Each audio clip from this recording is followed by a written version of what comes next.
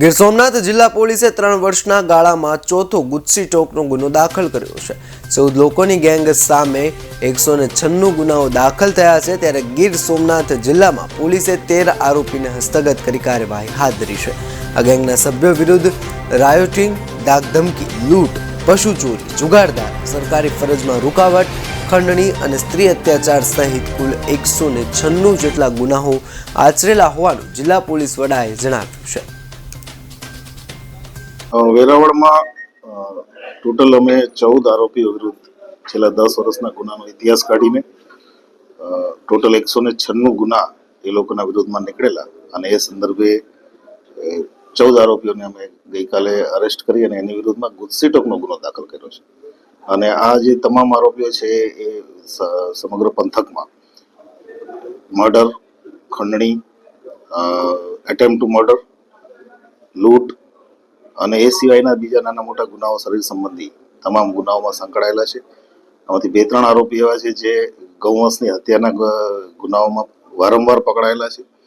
આ લોકો એક ટોળકી રચીને સમગ્ર પંથકમાં ભયજનક વાતાવરણ ઊભું કરવા માટેની ટેવવાળા હતા અને એના આધારે અમે એની વિરુદ્ધમાં કાર્યવાહી કરી, બધા આરોપી અરેસ્ટ કર્યા છે અને હવે આગળની કાર્યવાહી નામદાર કોર્ટ દ્વારા કરીશું। મોટાભાગના જે ગુના છે વેરાવળ અને એની આજુબાજુના વિસ્તારના છે, વેરાવળ પ્રવાસ પાટણ વિસ્તારના। આમાં જે સૌથી વધારે ગુના છે એ વસીમ ભૂરો કરીને છે, એના 26 ગુના છે છેલ્લા 10 વર્ષના। શરીફ કરીને છે, એના 28 ગુના છે। એ સિવાય પણ બીજા ઘણા બધા આરોપીઓ છે જેના 10 કરતા વધારે ગુના છે। અમે ટોટલ 14 વિરુદ્ધ ગુના દાખલ કર્યા છે, 13 આરોપીઓ અમે અરેસ્ટ કર્યા છે। ગેંગના જે મુખ્ય વ્યક્તિ તરીકે મેં આપને કીધું એમ વસીમ ભૂરો કરીને છે અને શરીફ ભૂરો, બંને વસીમ ઉર્ફે બાબા ગુલાબશાહ સામદર જે વેરાવળનો વતની છે, શરીફ ઉર્ફે માયો ઇકબાલભાઈ ચિનાઈ પટની છે અને એ પણ વેરાવળનો વતની છે।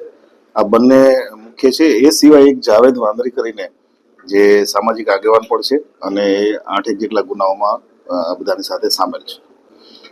છેલ્લા 2 વર્ષથી પથ્થરમારાની કોઈ ઘટનાઓ બની નથી, 2-3 વર્ષથી, પણ અગાઉના જે પણ રાયોટિંગ છે એમના આમની વિરુદ્ધના ગુનાઓ છે આ તમામ આરોપીઓ વિરુદ્ધ। ખાસ કરીને સૌથી વધુ આમાં ગુનાઓ નોંધાયા એવો આરોપી કઈ છે?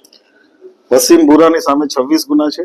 સૌથી વધારે શરીફ ઉર્ફે માયો ઇકબાલભાઈ ચિનાઈ એની વિરુદ્ધમાં 28 ગુના છે। જિબ્રાન કરીને એક આરોપી છે, જિબ્રાન અહમદભાઈ પંજા, એની વિરુદ્ધમાં 24 ગુના છે। એ સિવાય અફઝલ ઉર્ફે ચીપો સત્તારભાઈ પંજા, એની વિરુદ્ધમાં 15 ગુના છે।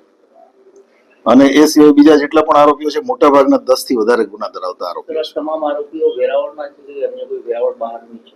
નહીં, તમામ આરોપીઓ વેરાવળના છે, પણ અમારે હજી આ તપાસ થશે।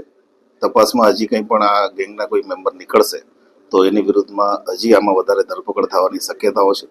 ઉપરાંત આ ગેંગના જેટલા પણ આ ગુનાહિત પ્રવૃત્તિથી મેળવેલી મિલકતો છે એની પણ કાર્યવાહી કરવામાં આવશે અને ટાંચમાં લેવાની પણ પ્રક્રિયા કરવામાં આવશે। શું વાત કરો, ગીર સોમનાથ જિલ્લામાં અત્યાર સુધીમાં કેટલા ગુસ્સી ટોક દાખલ થયા?